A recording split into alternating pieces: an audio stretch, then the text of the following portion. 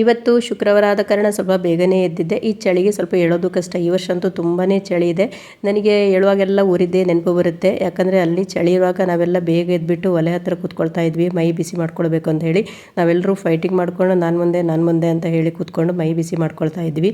ಹಾಗೆ ನಾನಿಲ್ಲಿ ಬೆಳಗ್ಗೆ ಬೇಗ ಎದ್ಬಿಟ್ಟು ದೇವರಿಗೆ ಹೂ ಇಟ್ಟು ದೀಪ ಬೆಳಗಿಸಿ ಹೊಸ್ತಿಲಿಗೂ ಹೂ ಇಟ್ಕೊಂಡು, ಹಾಗೆ ತುಳಸಿ ಗಿಡಕ್ಕೆ ಅರಿಶಿನ ಕುಂಕುಮ ಎಲ್ಲ ಹಾಕ್ಕೊಂಡು ಹೂ ಇಟ್ಟು ನಮಸ್ಕಾರ ಮಾಡಿದರೆ ಅದೇನೋ ಪಾಸಿಟಿವ್ ಎನರ್ಜಿ ಥರ ಆಗುತ್ತೆ.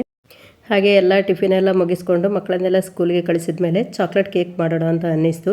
ಮಕ್ಕಳು ಸ್ಕೂಲಿಂದ ಬರಬೇಕಿದ್ರೆ ಏನಾದರೂ ಸ್ನ್ಯಾಕ್ಸ್ ಮಾಡು ಅಂತ ಹೇಳ್ತಾನೆ ಇರ್ತಾರೆ. ಅದಕ್ಕೆ ನಾನು ಹೊಸದೊಂದು ಕೇಕ್ ಟ್ರೈ ಮಾಡೋಣ ಅಂತೇಳಿ ಚಾಕ್ಲೇಟ್ ಕೇಕ್ ಮಾಡ್ತಾಯಿದ್ದೀನಿ.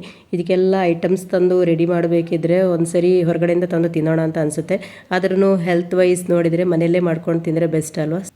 ನಮಗೂ ಮಾಡಿದ ಐಟಮ್ಸ್ ನೀಟಾಗಿ ಬಂದರೆ ಒಂಥರ ಮನಸ್ಸಿಗೂ ಖುಷಿ ಆಗುತ್ತೆ. ಹಾಗೆ ಇದು ಕೇಕ್ ಆ್ಯಕ್ಚುಲಿ ತುಂಬ ಚೆನ್ನಾಗಿ ಬಂದಿದೆ. ಒಂದು ಸರಿ ನೀವು ಟ್ರೈ ಮಾಡಿ ನೋಡಿ.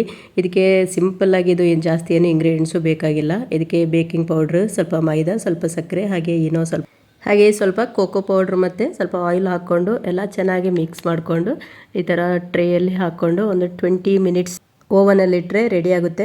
ಹಾಗೆ ನಾವು ಯೂಶ್ವಲಿ ಕಪ್ ಕೇಕ್ ಎಲ್ಲ ಮಾಡ್ತಾ ಇರ್ತೀವಿ. ಇದು ಕೇಕ್ ಆಗಬೇಕಿದ್ರೆ ಮಕ್ಕಳೆಲ್ಲ ವೆಯ್ಟ್ ಮಾಡ್ತಾಯಿದ್ರು ಯಾವ ಥರ ಬರುತ್ತೆ ಅಂತ ಹೇಳಿ. ಬಟ್ ಸ್ಪಾಂಜಿಯಾಗಿ ಚೆನ್ನಾಗಿ ಬಂತು, ಸಾಫ್ಟಾಗಿ ಬಂದಿದೆ. ಹಾಗೆ ಇದರ ಮೇಲೆ ಚಾಕ್ಲೇಟ್ ಮೆಲ್ಟ್ ಮಾಡ್ಕೊಂಡು ಹಾಕ್ತಾಯಿದ್ದೀನಿ. ನೆಕ್ಸ್ಟ್ ಟೈಮ್ ಇದೇ ಥರ ಚಾಕ್ಲೇಟ್ ಕೇಕ್ ಮಾಡೋಣ ಅಂತ ಮಕ್ಕಳು ಕೂಡ ಹೇಳ್ತಾಯಿದ್ರು. ಹಾಗೆ ಇದರ ಮೇಲೆ ಸ್ವಲ್ಪ ಚೋಕೋ ಚಿಪ್ಸ್ ಕೂಡ ಹಾಕ್ತಾಯಿದ್ದೀನಿ. ಇನ್ನೂ ಟೇಸ್ಟ್ ಚೆನ್ನಾಗಿರುತ್ತೆ ಚೋಕೋ ಚಿಪ್ಸ್ ಹಾಕ್ಕೊಂಡ್ರೆ.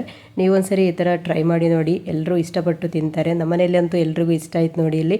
ಹಾಗೆ ಅತ್ತೆ ಮಾವನವರಿಗೂ ಕೊಟ್ಟೆ ನಾನು, ಅವರಿಗೂ ತುಂಬ ಇಷ್ಟ ಆಯಿತು. ಅವ್ರು ಆ್ಯಕ್ಚುಲಿ ಈ ಥರ ಕೇಕೆಲ್ಲ ತಿನ್ನೋದೇ ತುಂಬ ಕಡಿಮೆ, ಬಟ್ ಇದು ಇಷ್ಟಪಟ್ಟು ತಿನ್ನುವಾಗ ನನಗೂ ತುಂಬ ಖುಷಿಯಾಯಿತು. ಹಾಗೆ ಅತ್ತೆ ಮಾವನವರು ತಿಂತಾ ಇದ್ದಾರೆ. ಅವರ ರಿಯಾಕ್ಷನ್ ಹೇಗಿದೆ ಅಂತ ನೋಡಿ. ನಿಮಗೂ ರಿಯಾಕ್ಷನ್ ನೋಡಿ ಒಂದು ಸರಿ ಟ್ರೈ ಮಾಡೋಣ ಅಂತ ಅನ್ನಿಸ್ಬೋದಲ್ಲ, ನೋಡಿ ಒಂದು ಸರಿ.